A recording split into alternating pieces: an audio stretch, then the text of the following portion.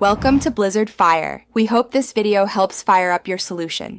Start by measuring 1 pound of dried soup beans and spread them on a clean surface to sort out stones and debris. Then rinse thoroughly under cold running water. Rinse and sort 1 pound of dried beans under cold water. To reduce cooking time and improve texture, soak beans 8 to 12 hours in cold water or cover with boiling water for a quick soak of 1 hour.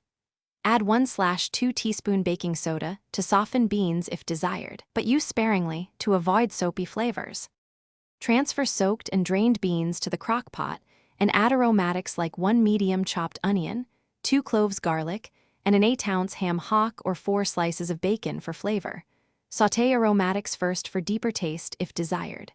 Use 6 cups water per 1 pound of beans so the pot remains comfortably covered by about 1 inch. Cook on low for 8 to 10 hours or high for 4 to 5 hours until tender. Add 1 teaspoon salt after beans are tender to prevent tough skins. When beans are fork tender, remove the ham hock or bacon, shred any meat, and return it to the pot. Then adjust texture by mashing 1/4 of the beans against the side of the crock pot for a naturally creamy broth. Mash 1/4 of the beans for creamier broth.